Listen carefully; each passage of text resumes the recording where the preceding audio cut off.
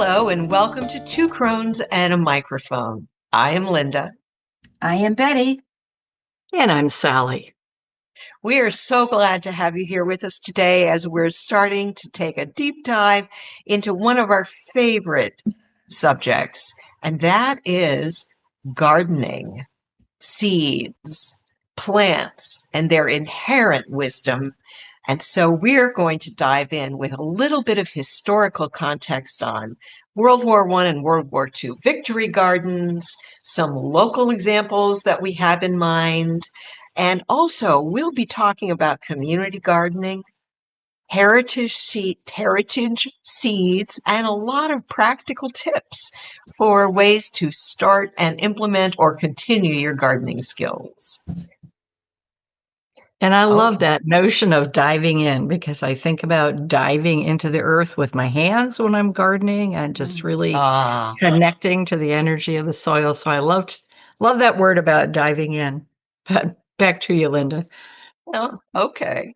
We were discussing the fact that right now, in this very moment, there are always people that have food insecurity, as it's called these days.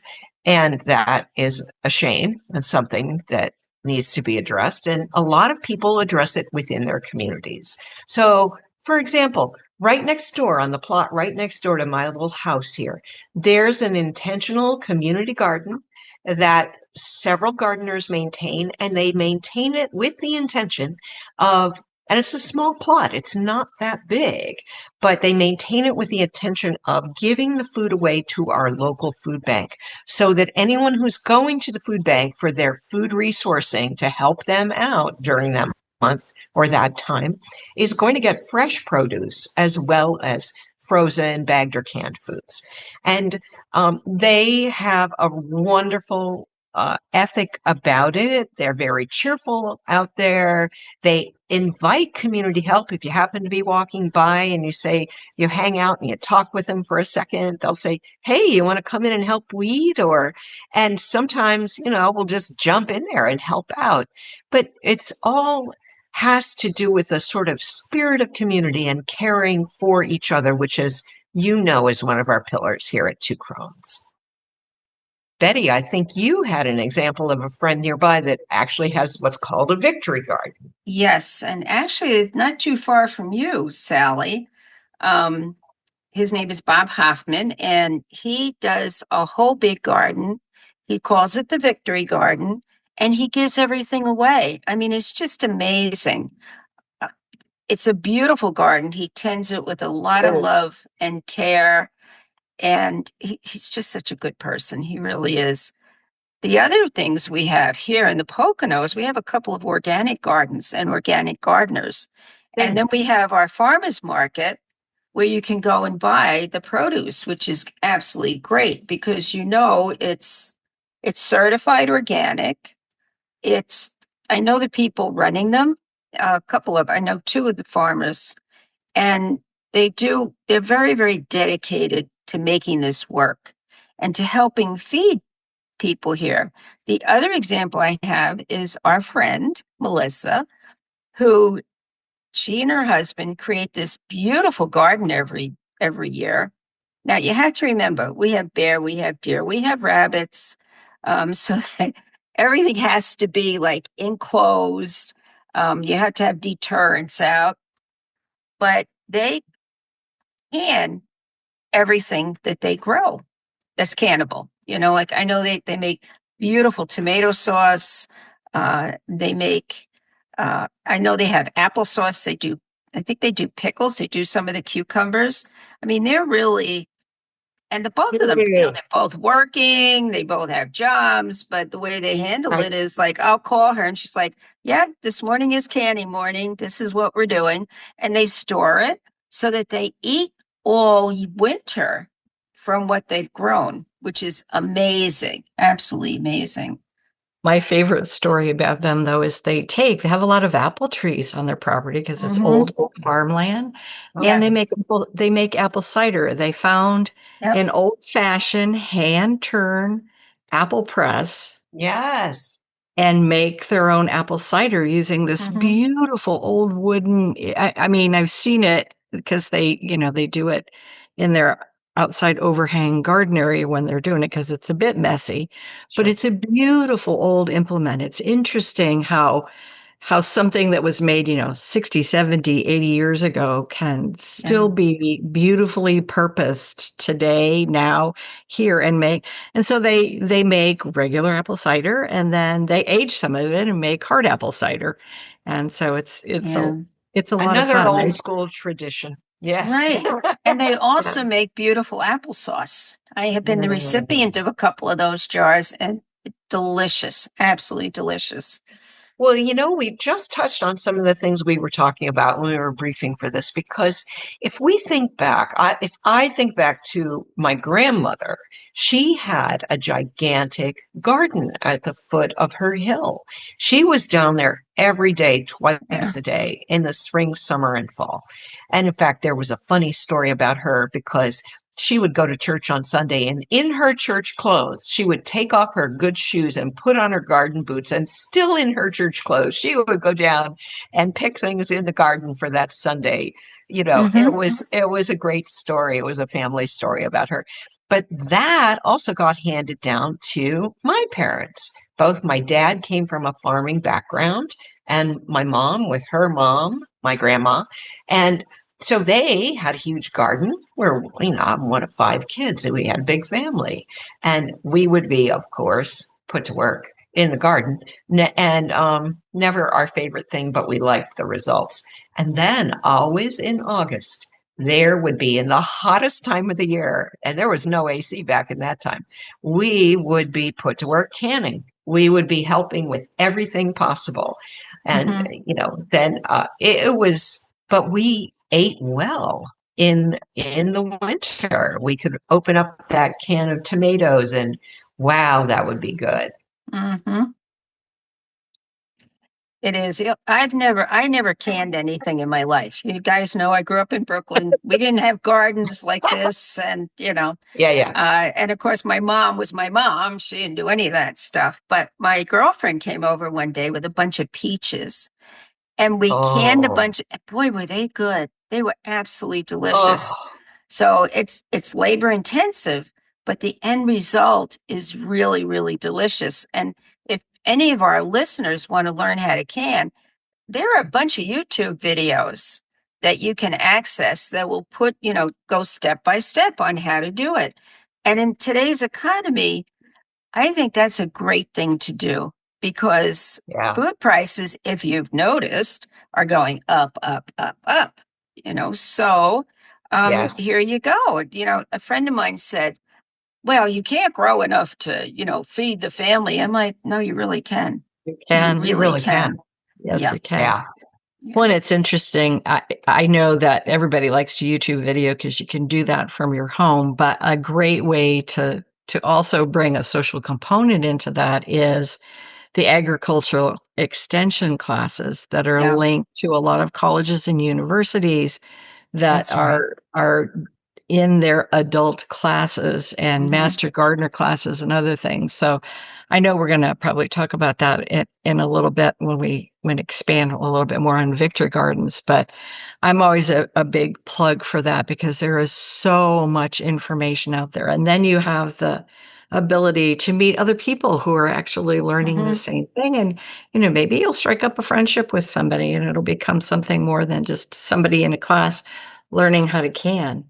But Right, right. Yeah, Yeah. exactly. You can begin to build community. And there are also, in some locations, literal community gardens, where as a community member, you can Hmm. have a plot in an enclosed, bigger Yes. landscape, and you Hmm. can plant your plot, and you get to meet other people that way, other people Right. like-minded folks. And let's be honest, some people they just raise their favorites. Maybe it's tomatoes and peppers, and that's it, baby. But a lot of people like to try different things. There's Right. another option too, if you want to support your local farmers. It's called a CSA, or Community Supported Hmm. Agriculture.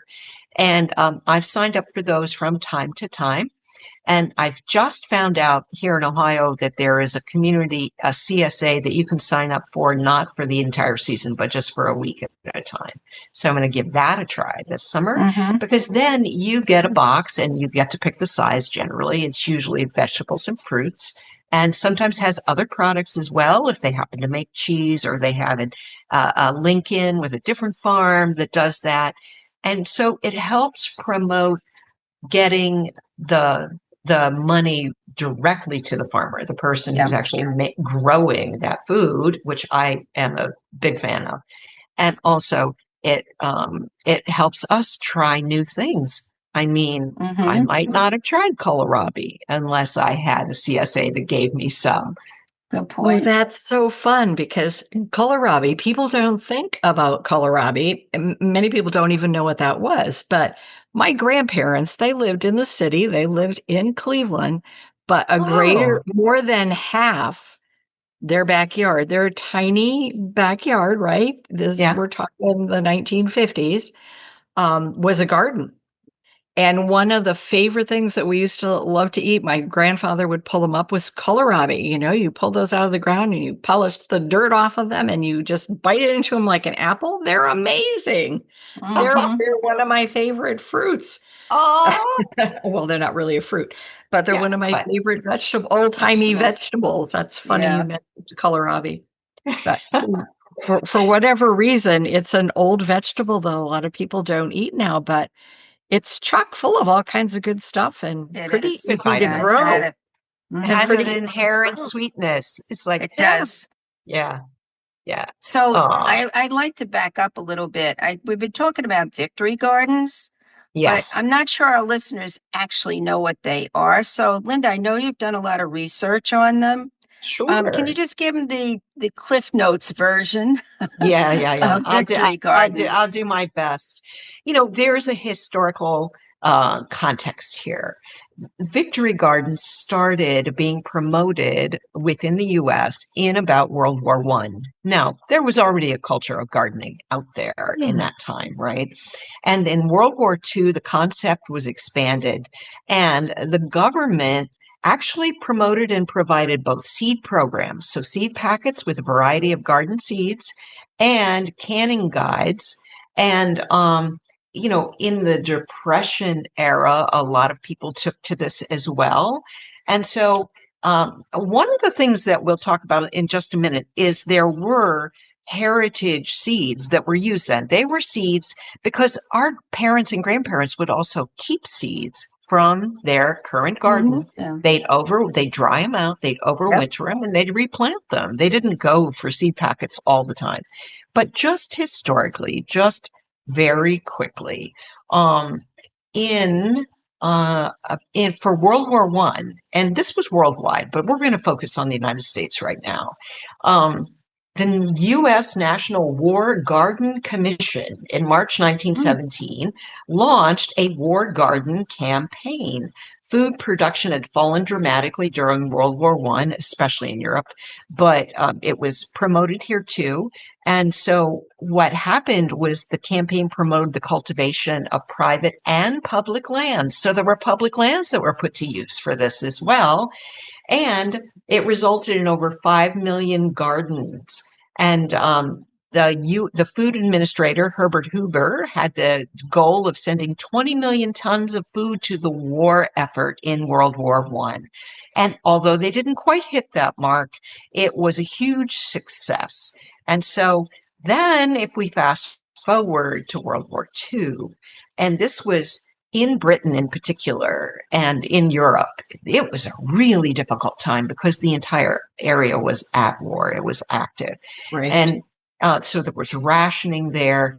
But in World War II, for the United States, U.S. Department of Agriculture encouraged planting of victory gardens, as they were dubbed, during World War II. And this is a fact, 1/3 of the vegetables produced in the United States during World War II came from victory gardens. So it's phenomenal. American, and there it was really interesting because growing your own food, um, there's a quote here. A victory garden is like a share in an airplane factory. It helps win the war and it pays dividends too, meaning you eat and your community eats. Yeah. So there was so much use of this. And in this case, they also distributed seeds, they distributed planting guides, they had all kinds of, and this is where your agricultural extension piece comes in so handy. The agricultural extensions through various universities were available to help home gardeners. And home gardeners began to get together and they began to trade tips and they would trade surplus. How many of us grew up with a garden and had way too many zucchini as soon as they came on? I mean, really, my dad would wander from porch to porch in our small Ohio town and leave zucchini on the front porch.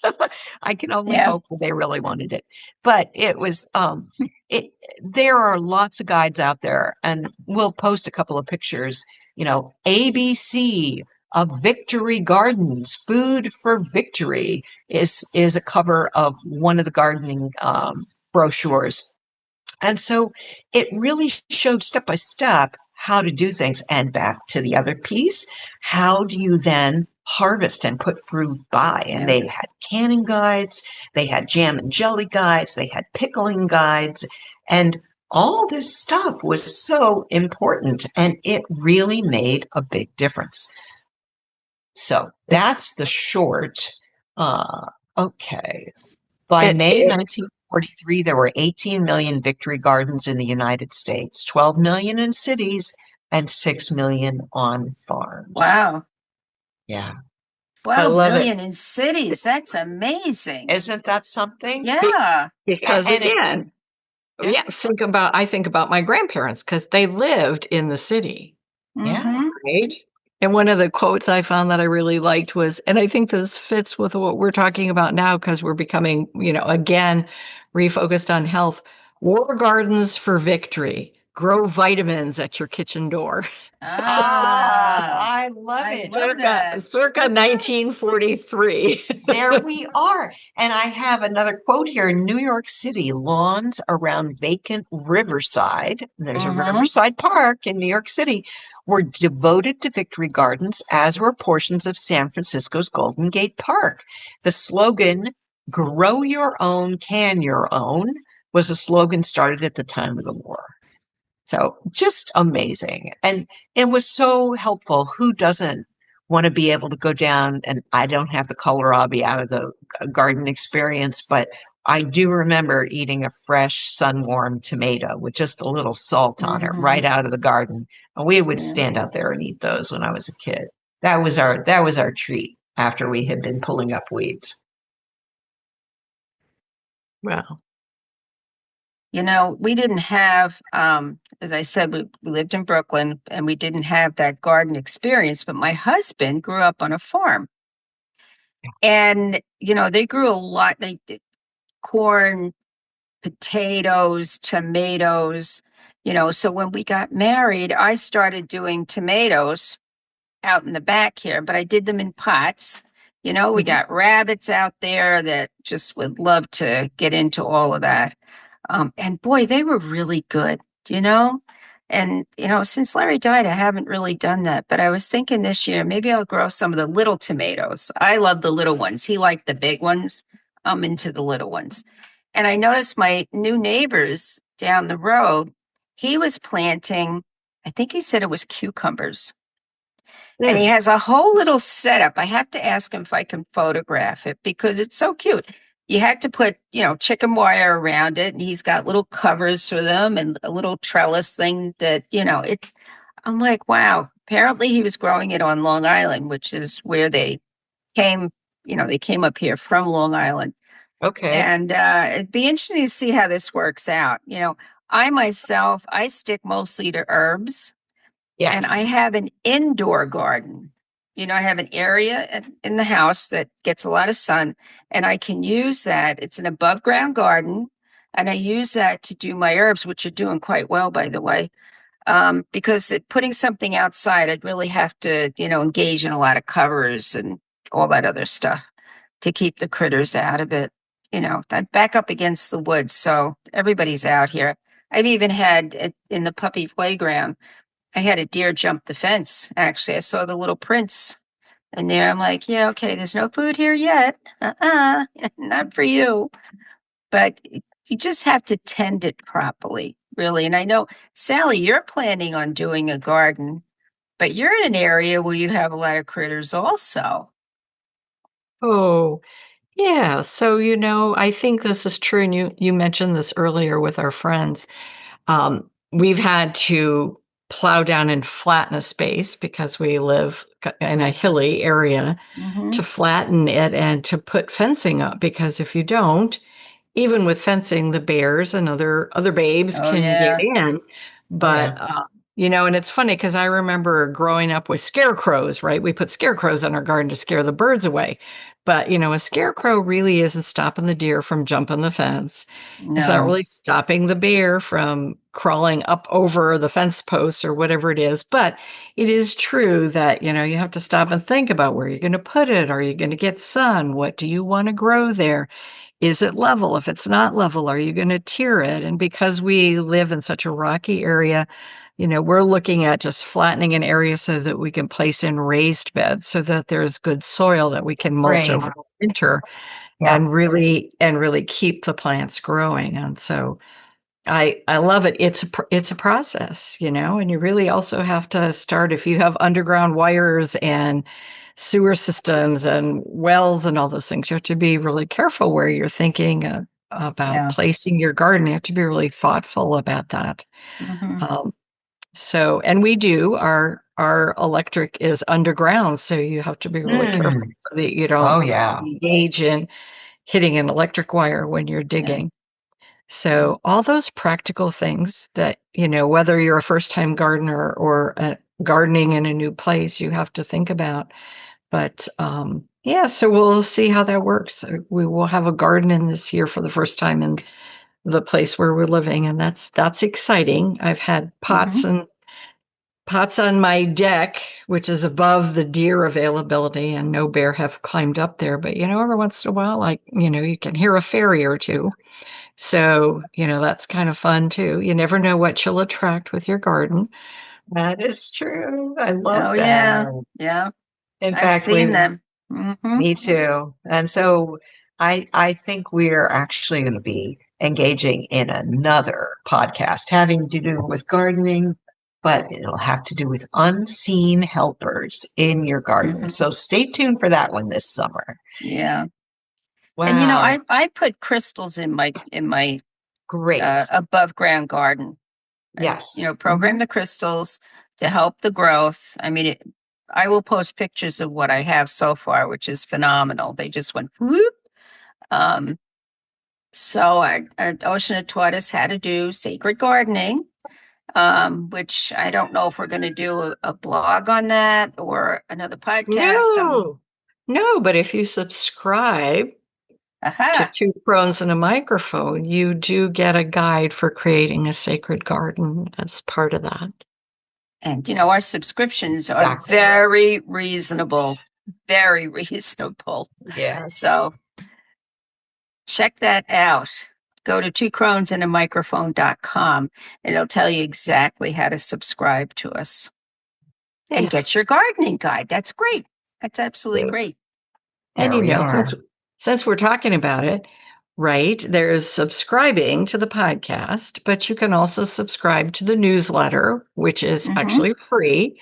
And you just, again, have to go onto Two Crones and a Microphone and subscribe to the newsletter and the blogs that are posted that Betty and Linda frequently post onto social media. And to link you back to the site, if you go onto the site, are also there and available, and there's no charge for those. So, And I want to shout out to Sally, who writes our newsletters and does an extraordinary job. There's so much good, well-researched and informative, creative, and beautifully expressed information in those Yeah. newsletters. Thank you, no, Sally. You have a thanks, gift, Linda. and I'm glad you're sharing it with us all. We all benefit from it. And Well, we wanted to talk briefly too about heritage seeds Yes. versus GMO seeds. And, The idea behind heritage seeds are this. They are non-GMO and they have not been hybridized. And so heritage seeds are the seeds our grandparents used. They're the ones, for the most part, where if they were putting seeds by, which was the phrase, they would put them by. Take a tomato, for example. They might dedicate 3 or 4 big ripe tomatoes, or ones that had gone a little south in the garden. You're not going to use them for canning. Open it up. They dry out those seeds, and those seeds would be dried out and then carefully folded up in wax paper, at least in my world, and then kept in a special dark place until the next growing season. And they were fairly certain that when we put them in little bitty pots that they were going to be sprouting up, and that would be the sets for the next set of tomato plants for next year's garden. What happens in the GMO and hybridization is often, if you plant the second generation of seeds, as I just described, those seeds aren't going to come up quite right. They're going to missprout. They're not going to come up quite right. And so what you want to do is you want to look for what are known as heritage seeds. And so there are a lot of really good resources out there, some that, and we'll do a little more information on this, but just high mowing, HIGHMOWING seeds is from the biodynamic gardening tradition. Sow True Seeds, SOW, True Seeds. Garden's Pulse is another resource, but there are a lot of really good resources out there that will be able to, in some cases, give you a condensed gardening kit filled with heritage seeds, designed to feed a family of 4, to your point about how do you feed. And it doesn't have to be that big of a space either. It's surprising how big a 12 by 12 foot space, how much can be packed in there with combination planting of like resources. Remember, when we talked about the 3 sisters planting, for example, you plant the corn, you wait till that grows, and then you plant the beans, and finally you plant the squash, which go out this way all around gracefully. And there are just so many wonderful things that where we can gain wisdom from the plants themselves. And I just want to tag in for those listeners who don't know what GMO means. Oh, thank you. It's genetically modified seeds. And we could get into a huge deep dive on genetically modifying anything. But when you're looking at seeds and you're talking about heritage seeds, like Linda was talking about, versus non-GMO, non-GMO versus GMO, it's genetically modified. That's what Linda's talking about. It just occurred to me as you were talking that some people might not be familiar with GMO and what that means. And so that after World War II, there was a big move to modify seeds related mostly to productivity and resistance to bugs or other pests. And so, like I said, we could do a huge deep dive, not that I'm an expert on GMO seeds or non-GMO seeds, but certainly growing up with friends and family who were farmers, I heard a lot about that when I was young. And so there's still quite a lot of controversy in different camps about seeds and seed production and productivity for farmers. And so, that's interesting.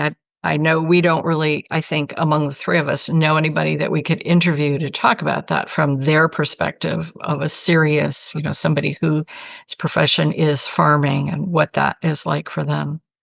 But, there's where you get people who are into organic gardening and how they raise that and using non-GMO seeds versus somebody who might be doing it from the different tradition of using GMO seeds and mass production. And I don't know.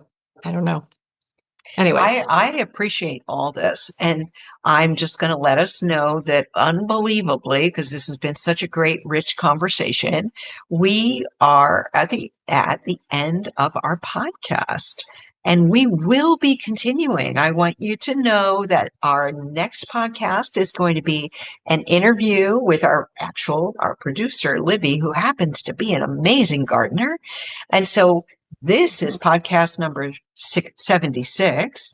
Crones Talk Victory Gardens Community Garden and putting seeds by, but the next podcast will be with Libby as well. So you can look forward to that. And then a third podcast as we just discovered ourselves, because these things emerge. You know how it goes. Sometimes we plan and the plans just get upended because something else needs to be said.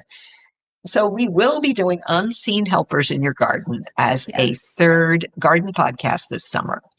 So we just thank you for listening in. We thank you for sticking with us, for jumping in, for diving into the soil or into the community or into just whatever excites you. And we thank you for being here. So for now, I'm going to say, go find your glimmer. And if you need to know what that is, it's a micro moment when you reconnect with your deep self, your core self, and with the world outside. And I'm going to remind you, the reason we're doing the podcast is to help you navigate the very muddy waters of our time. We're giving you paddles, guys, to help get you through. Yeah, and hopefully this one will help you with food and all of those terms. Remember, though, as you're walking through those muddy waters, you are always surrounded by beauty. If you stop and look and find those glimmers and take your moment of peace to connect to the earth, and as Oshana would say, Kadishte, all is made beautiful. Thank you. Thank you. Bye-bye. Bye. Hi, if you're enjoying Two Crones and a Microphone, please like this video and hit the subscribe button. Enjoy timeless wisdom from modern times, all served up by women in the know.